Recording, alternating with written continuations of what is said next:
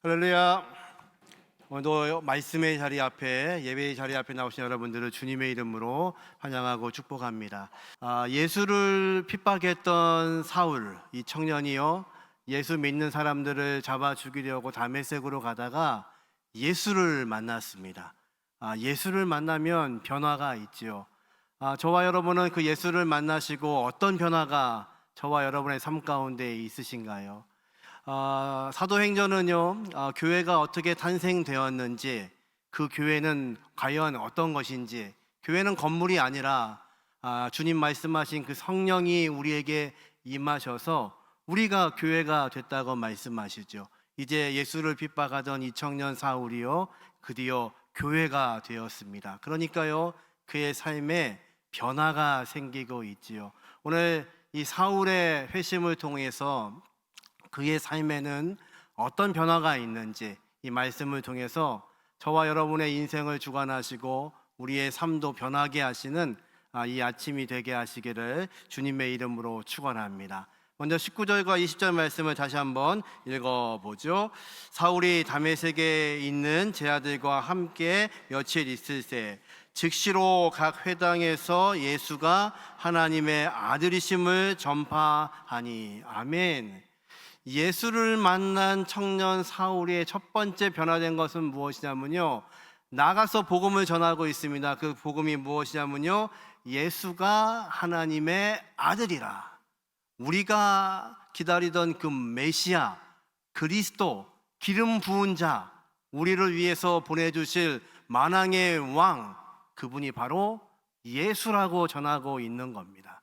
여러분, 저와 여러분의 삶 가운데 그 예수님이 저와 여러분의 주인 되시는 것을 믿으시기를 주님의 이름으로 축원합니다. 사울은 어떤 사람이었냐면요, 사울은 자기 자신이 어떤 사람이었는지를 빌립보서 3장 5절에 이렇게 설명합니다. 자기는 8일 만에 태어나서 할례를 받았고 이스라엘 중에서는 내가 베냐민 지파이고 그리고 히브리인 중에 히브리인이고 내가 율법으로는 바리새인이고 율법에 합한 삶으로 볼 때 나는 흠이 없는 자였다고 그는 고백합니다. 그는요, 이 율법을 위해 살았던 사람입니다. 율법의 말씀이 무엇인가요? 선지자들의 글이 무엇인가요? 이 땅에 너희를 통치하실 메시아 그리스도가 이 땅에 오신다는 겁니다. 그분을 기다리는 것이 이들의 삶이었습니다. 그런데요, 그분이 예수인 줄은 몰랐던 거지요. 그런데 그의 삶이 변하니까요, 이제 즉시로 나가서 회당에서 유대인들에게 예수를 전하고 있습니다. 우리가 기다리던 그 메시아, 우리가 그토록 소망했던 왕 중의 왕, 우리가 통치당하고 있는 이 로마의 핍박으로부터 구할 수 있는 진정한 왕을 기다리고 있었는데 그분이 바로 예수라는 겁니다. 여러분, 이곳에 모여있는 유대인들은요, 지금 아마 예루살렘에 편지했는지 모릅니다. 이곳에도 예수 믿는 사람들이 많이 있습니다. 그 소식을 듣고요, 이 사울이라는 청년은요, 열심을 내어서, 누가 시키지도 않았습니다. 그런데 그는 최선을 다하여 달려오고 있습니다. 이유는요, 그 자신의 삶을 보면서 율법으로 자기는 문제가 없다고 생각한 겁니다. 그래서 율법적으로 문제 있는 예수 믿는 사람들을 잡아 죽이려고 했습니다. 그런데 그가 예수를 만나고요, 변했습니다. 무엇이 변했나요? 주인이 바뀌었습니다. 여러분, 저와 여러분은요, 예수를 믿음으로 우리의 주인이 바뀌고 우리의 왕이 바뀐 하나님의 백성이 된 존재인 것을 믿으시기를 주님의 이름으로 축원합니다. 여러분, 주인이 바뀌면 어떻게 되나요? 주인이 바뀌면요, 지금까지 내가 살아왔던 모든 것들이 무의미해집니다.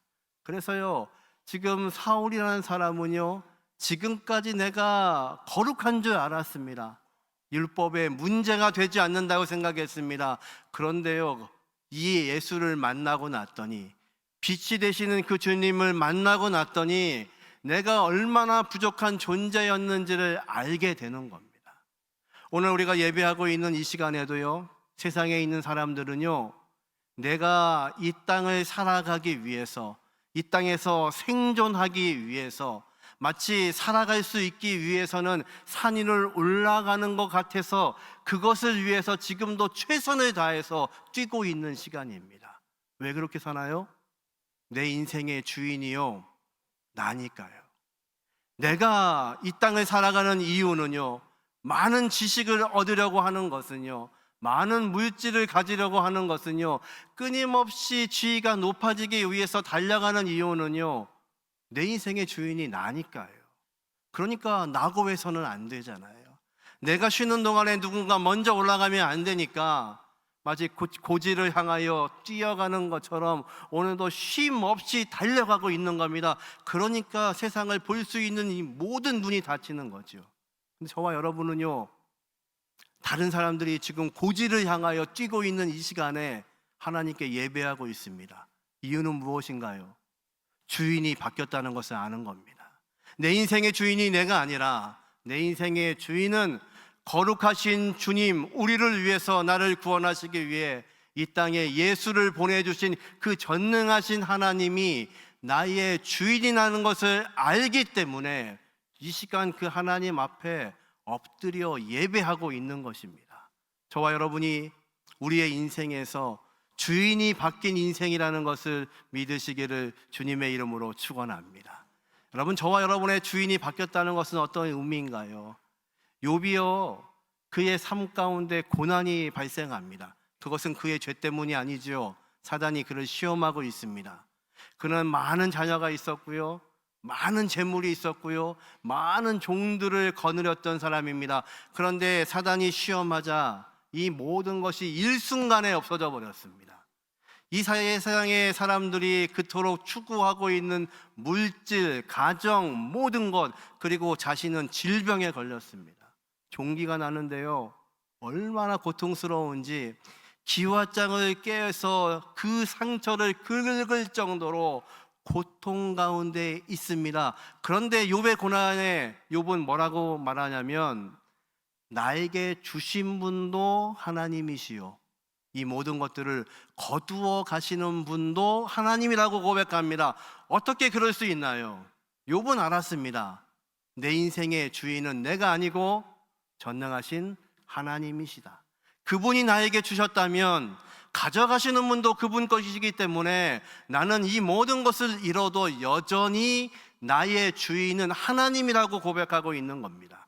여러분, 세상과 저와 여러분이 다른 이유는 바로 그것입니다. 이 인생의 주인이 내가 아니라 바로 나를 만나주신 예수 그리스도, 그분이 내 인생의 주인이고 그분이 나의 왕이라고 고백할 수 있는 이 믿음이 저와 여러분의 간절한 믿음이 되게 하시기를 주님의 이름으로 축원합니다. 그가 유대인들에게 전도하니까요, 유대인들 사회에서 동요가 일어나기 시작합니다. 21절 22절 같이 한번 읽어보죠. 듣는 사람이 다 놀라 말하되 이 사람이 예루살렘에서 이 이름을 부르는 사람을 멸하려던 자가 아니냐. 여기 온 것도 그들을 결박하여 대제사장에게 끌어가고자 함이 아니냐 하더라. 사울은 힘을 더 얻어 예수를 그리스도라 증거하여 다메섹에 사는 유대인들을 당황하게 하니라. 당혹하게 하니라. 유대인들이 지금 당황하고 있습니다. 이유는요, 아니, 이 사울이 온 이유를 알고 있습니다. 예수 믿는 사람들 잡아가려고. 근데 그의 입을 열어서 그 예수가 메시아 그리스도라고 전하고 있습니다. 그들이 당황하죠. 여러분, 저와 여러분이 예수를 믿으면요, 세상이 당황해야 됩니다. 저와 여러분을 알고 있는 모든 사람들이요, 저와 여러분이 예수 믿은 것을 보고 당황해야 됩니다. 아니, 저 사람이 어떻게 저렇게 변할 수가 있을까? 이 변했다는 것은 두 가지죠. 저 인간이 예수 믿더니 더 지독해졌구나, 저 인간이 예수 믿더니 더 불친절하구나, 그것도 당황입니다. 진짜 당황은요, 이래야 됩니다. 저 사람이 우리와 똑같은 문제를 가지고 사는 사람이었는데 예수를 믿더니 어떻게 저렇게 살 수 있을까? 어떻게 저 문제를 가지고 고민하지 않고 웃을 수 있을까? 그것이 그들을 향하여서 당황함이 되어야 합니다. 6월에 우리 전도 집회를 준비하고요, 11월에는 우리 가족 전도를 할 겁니다. 여러분이 예수를 믿었음에도 불구하고 이 사울이 전하고 있는 것처럼 변하지 않았다면 여러분 어떻게 여러분의 가족에게 그 예수를, 내가 믿는 예수를 믿으라고 권하실 수가 있겠습니까? 여러분이 변하셔야지요. 여러분, 이 아침에 저와 여러분의 변화가 있기를 주님의 이름으로 축원합니다. 그래서 예수를 모르는 우리의 가족들이, 우리의 주변의 사람들이 우리를 보고 당황할 수 있기를 주님의 이름으로 축원합니다. 그래서 예수가 왜 믿었기 때문에 왜 변하는가? 당연하죠. 주인이 바뀌었으니까요. 저와 여러분에게 주인이 바뀌었기 때문에 우리의 인생이 변하고 있는 것, 그것을 믿으시기를 주님의 이름으로 축원합니다. 23절의 말씀을 같이 한번 읽어봅니다. 여러 날이 지남에 유대인들이 사울 죽이기를 공모하더니, 여러 날이 지났습니다. 이게 며칠인가? 이 사도행전을 쓰고 있는 누가는 며칠이 안 된 것처럼 기록하는데, 이 본문을 나중에 바울이 되었던 그는 갈라디아서 1장에 편지하면서 이 기간을 이렇게 설명했습니다. 갈라디아서 1장 17절부터 말씀 다시 한번 읽어보죠.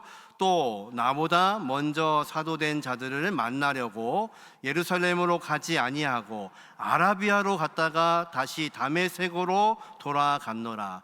그 후에 3년 만에 내가 게바를 방문하였고 예루살렘에 올라가서 그와 함께 15일을 머무는 동안 주의 형제 야고보 외에 다른 사도들을 보지 못하였노라.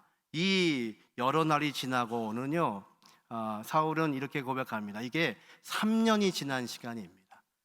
다메섹에서 예수를 만났습니다. 그리고 예수의 제자가 되었습니다. 그런데 여전히 3년 동안 그는 어디에 있었냐면요, 아라비아 광야. 아라비아는 지금 어디냐면요, 요르단 땅입니다. 사막입니다. 그 사막에서 3년을 지내다가 다시 다메섹에 왔는데 그곳에 있는 유대인들이 사울을 잡아 죽이려고 했다는 이야기입니다. 3년 동안 그는 광야에 있었습니다. 여러분, 놀라운 것은요, 예수를 믿었더니 이 사울이요, 예전에는 예수 믿던 사람들을 잡아 죽이던 사람이었는데 이제는요, 그 핍박을 받는 사람으로 변했습니다. 그런데요, 그가 지금 어디에 있냐면 3년 동안 아라비아 사막에 있습니다. 왜 하나님은요, 하나님의 백성들을요, 말씀하시기 위해서 이렇게 광야에 두시는 걸까요? 성경의 모든 인물들은요, 광야에서 하나님의 음성을 듣습니다. 이유는 간단합니다. 광야에 가면요, 금덩어리가 필요한 땅이 아닙니다. 한 병의 생수가 필요한 땅입니다. 광야에서는요, 고래등 같은 집이 필요하지 않습니다. 그늘 하나가 필요한 곳입니다. 광야에 가면요, 내가 가지고 있는 온갖 지식이 필요한 땅이 아니라 어디로 가야 광야를 지날 수 있는지 방향이 필요한 곳이 광야입니다. 그래서 하나님은요, 저와 여러분을 우리 인생의 광야로 데려가십니다. 그곳에 가야지만 내가 그토록 의지하고 있는 모든 것들을 내려놓을 수가 있습니다. 내 지식, 내 배경, 내 환경, 내 물질 다 내려놓을 수밖에 없는 그곳에 가게 해야 하나님의 말씀이 비로소 들리기 시작합니다. 여러분, 혹시 이 아침이 저와 여러분의 인생에서 광야를 걷고 계시다면 하나님께서 저와 여러분에게 말씀하기 위해서, 세미한 음성으로 우리에게 말씀하기 위해서 저와 여러분에게 허락하신 광야인 것을 믿으시기를 주님의 이름으로 축원합니다. 예수를 믿었는데 사울은요, 3년 동안 아라비아 광야에 머물고 있습니다. 그리고 돌아왔습니다. 그리고 그를 향하여서 이제 어떤 일이 벌어지고 있나요? 24절과 25절 말씀을 같이 한번 읽습니다. 그 계교가 사울에게 알려지니라. 그들이 그를 죽이려고 밤낮으로 성문까지 지키거늘 그의 제자들이 밤에 사울을 광주리에 담아 성벽에서 달아내는지라. 거기서 더 이상 있을 수가 없습니다. 사울을 죽이려고요. 왜 죽이려고 할까요? 3년 만에 돌아왔는데요, 이 사울의 성품을 유대인들이 너무 잘 알고 있습니다. 이 사람을 그냥 내버려 두면 온갖 유대인들을 찾아다니면서 이 복음을 전할 겁니다. 그러면 우리에게는 큰 어려움이 되기 때문에 죽이려고 하는 겁니다. 사울이 예수 믿는 사람들을 죽이려고 했던 것처럼 이들도 율법을 가지고 이 사울을 죽이려고 하는 겁니다. 지금 그는 인생의 광야를 걷고 있습니다. 예수 믿었는데 꽃길이 아닙니다. 예수 믿는 사람을 자기가 죽이려고 했던 것처럼 자신도 죽음의 위협 가운데 있습니다. 여러분, 전능하신 하나님께서요, 저와 여러분의 인생의 광야 속에서도 우리 하나님은 여전히 말씀하시는 전능하신 하나님이십니다. 하나님께서 저와 여러분의 인생을 펼쳐 놓으시고 때로는 그 많은 시간 속에서 광야에서 말씀하십니다. 그래야 우리가 들을 수가 있으니까요. 그 광야에서만 하나님 말씀하시는 것이 선명하게 들을 수 있으니까요. 여전히 우리의 인생 가운데서 있는 이 문제 앞에서 사울이 그랬던 것처럼 우리가 하나님의 백성으로 오늘도 살고 있다면 이 광야에서 말씀하고 계시는 전능하신 하나님의 음성이 들릴 수 있기를 주님의 이름으로 축원합니다.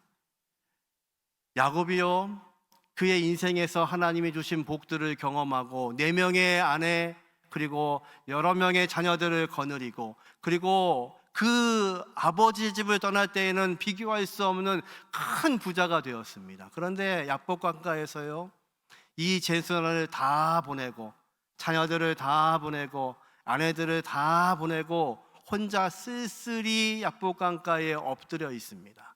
아직도 문제가 해결되지 않았습니다. 그의 인생의 광야는 끝나지 않았습니다. 형 에서를 만나야 됩니다. 그 두려움 가운데 그가 엎드립니다. 그랬더니요, 하나님께서 그에게 찾아오셔서 그에게 말씀하십니다. 왜요? 그의 환도뼈가 부러지지 않으면 여전히 물질을 의지할 거니까요. 인생에 잘 되는 복을 의지할 거니까 하나님은 그의 환도뼈를 내리치시는 겁니다. 그래서 하나님을 의지하지 않으면, 이 광야에서 말씀하시는 하나님의 음성을 알지 못하면 아무것도 아니기 때문에 그렇습니다. 이스라엘 백성을 하나님이요 40년 동안 광야에 두셨습니다. 왜요? 그 광야에서 하늘이 열려서 만나가 내리는 것을 경험해야 됩니다. 메추라기를 보내시는 하나님의 손길을 경험해야 됩니다. 하나님이 반석을 쳐서 생수를 내시는 것들을 경험하지 않으면요, 가나안 땅에 들어가서 내 힘으로, 내 의지로, 내 생각으로 살 거니까요. 그러면 그 가나안이 젖과 꿀이 흐르는 땅이라 할지라도 우리에게 아무 소용이 없기 때문에 그렇습니다. 여러분, 이 아침이 광야이신가요? 그렇다면 내 생각, 내 의지 내려놓고 전능하신 하나님이 나의 주인이심을 고백할 수 있는 귀한 복이 저와 여러분의 복이 되게 하시기를 주님의 이름으로 축원합니다. 이제 그는 도망자 신세가 되었습니다. 광주리를 타고 내려가고 있습니다. 옛날 같아서는요, 사울이 그럴 사람입니까? 죽으면 죽으리야 뛰어갔을 겁니다. 그런데요, 사울이 변했습니다. 주님이 그에게 말씀하시는 거죠. 아나니아라는 제자를 통해서요, 그의 눈이 다시 열립니다. 눈에서 비늘 같은 것이 떨어졌습니다. 그때 주님 명령하시죠. 말씀하시죠. 내가 이 사울에게 내 이름을 위하여 얼마나 고난 받을 것을 내가 그에게 말하리라. 주님이요 그에게 말씀하셨습니다. 그래서요, 사울은요 나중에 바울이 되어서 디모데후서 마지막 편지를 작성할 때 그는 이렇게 기록합니다. 내가 전제와 같이 부어졌으니, 전제는요 하나님께 제사 드리는 마지막 순서입니다. 마지막으로 포도주를 부어서 드리는 제사가 전제입니다. 내가 마지막 때가 되었다는 것을 표현하고 있는 겁니다. 이제 내 목숨을 주님 데려가실 것을 알고 있습니다. 그가 로마로 갈 때 모든 제자가 말렸습니다. 거기 가시면 죽습니다. 알고 있습니다. 주님 말씀하셨으니까요. 어떤 고난을 받을지를 말씀하셨으니까요. 그런데 지금 광주리에 실려서 도망가고 있습니다. 왜요? 지금은 순교할 때가 아니니까요. 이 광주리가 어떤 광주리인가요? 예수님께서 어린아이 도시락으로 5,000명을 먹이십니다. 그리고 남은 조각들을 버리지 말라고 하시고 다 모으라고 말씀하시죠. 그랬더니요, 몇 광주리? 12광주리가 가득 찼습니다. 우리 주님은요, 먹고 남은 그 조각 하나하나도 버리지 않으시는 분입니다. 다 모아서 광주리에 담습니다. 마치 지금 사울이요, 아직은 보잘 것이 없습니다. 예수를 믿었지만 도망자 신세입니다. 마치 하나님이 당신의 그 광주리에 이 사울을 담고 계십니다. 지금은 버려진 조각 같은 그런 모습이지만, 여전히 능력이 없지만, 지금 여전히 내가 할 수 있는 것은 아무것도 없지만, 하나님은요, 그를 광주리에 담으셔서 그를 보호하십니다. 여러분, 이 아침이 광야라고 느껴지신다면 여러분 두려워하지 마십시오. 버려지는 한 조각도 버리지 않으시는 분이 전능하신 우리 주님이십니다. 그분이 저와 여러분의 왕이십니다. 그분이 저와 여러분의 주인이십니다. 그러기에 인생의 광야 속에서도 오늘도 저와 여러분을 취하셔서 하나님의 도구가 되게 하시는 그 귀한 복이 저와 여러분의 이 아침에 간절한 복이 되게 하시기를 주님의 이름으로 축원합니다. 이제 사울은요, 예루살렘에 가서 사도들을 만나기를 원합니다. 26절 말씀 같이 한번 읽어보죠. 사울이 예루살렘에 가서 제자들을 사귀고자 하나 다 두려워하여 그가 제자됨을 믿지 아니하니. 지금 3년이나 지났습니다. 아라비아 땅에 가서 있었고 다시 다메섹에 왔고, 그랬더니 거기서 유대인들이 자기를 죽이려고 하고 예루살렘에 간 겁니다. 그런데 거기에 있는 제자들이요, 아직도 사울을 믿지 못하는 겁니다. 그런데요, 이 사울을 보증하는 사람이 생겨납니다. 27절 같이 한번 읽어보죠. 바나바가 데리고 사도들에게 가서 그가 길에서 어떻게 주를 보았는지와 주께서 그에게 말씀하신 일과 다메섹에서 그가 어떻게 예수의 이름으로 담대히 말하는지를 전하니라. 아멘. 이 바나바 기억나시나요? 자신의 밭을 다 팔아서 사도들 앞에 내어놓고 처음으로 모여진 그 공동체의 성도들을 위해서 헌신했던 사람, 그 이름처럼요 위로하는 사람입니다. 이 바나바는요 한 사람 한 사람을 세우는 데 능한 사람입니다. 그가 이 사울이라는 청년을 변호합니다. 다메섹에서 예수를 만났습니다.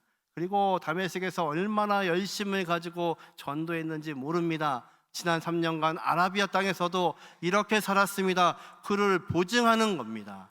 여러분, 예수 믿고 외로워하지 마십시오. 우리 주변에요 이렇게 같은 마음으로 예수를 섬기는 형제 자매들이 함께하고 있습니다. 이 사울은요, 이 바나바가 없었으면 다시 기회를 얻지 못합니다.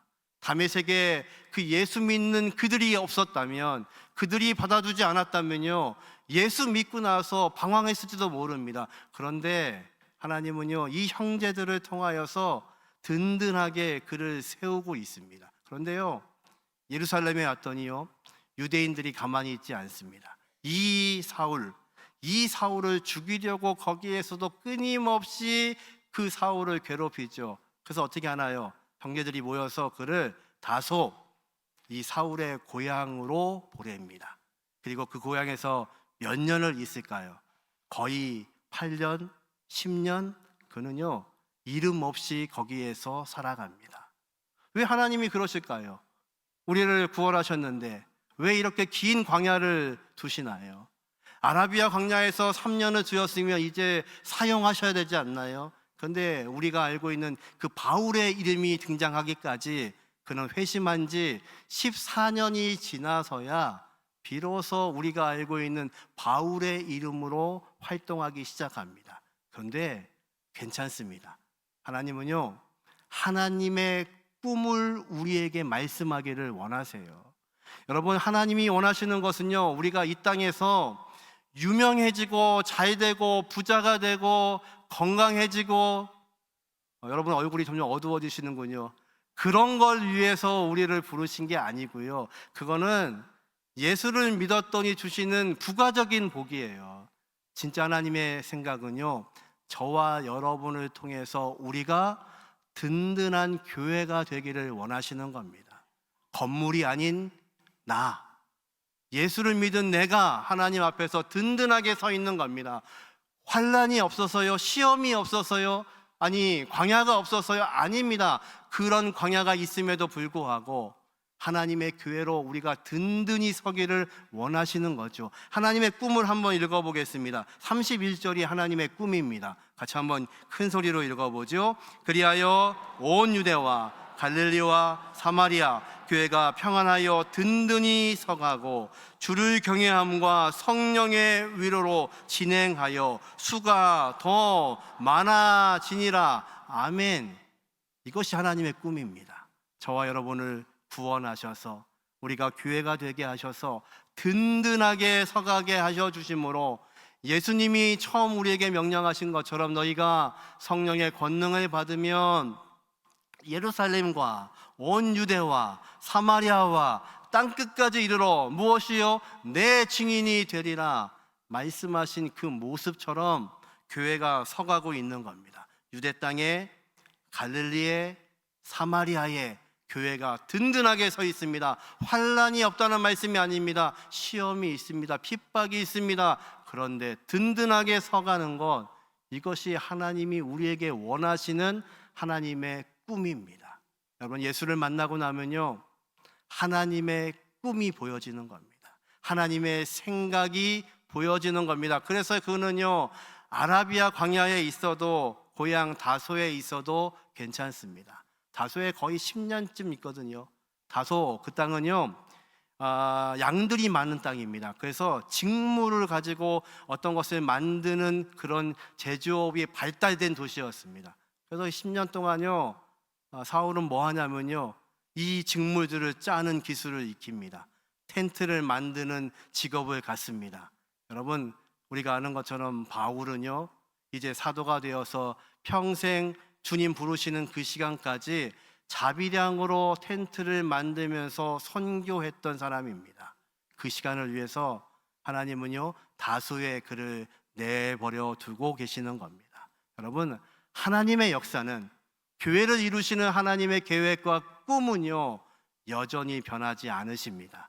여러분, 이 아침이 저와 여러분의 인생의 광야라 할지라도, 아무것도 하지 못하는 시간이라 할지라도 두려워하지 마십시오. 저와 여러분을 사용하시는 전능하신 하나님께서는 당신의 꿈을 위하여서 저와 여러분을 사용하게 될 것을 믿으시기를 주님의 이름으로 축원합니다. 자녀들을 위해서 기도하실 때 여러분 그렇게 기도하십시오. 하나님, 내버려져 버린, 던져져 버린 빵부서기 같은 우리 자녀들도 우리 주님이 그 광주리에 담으시고 함께 하셨던 것처럼 인도하여 주옵소서.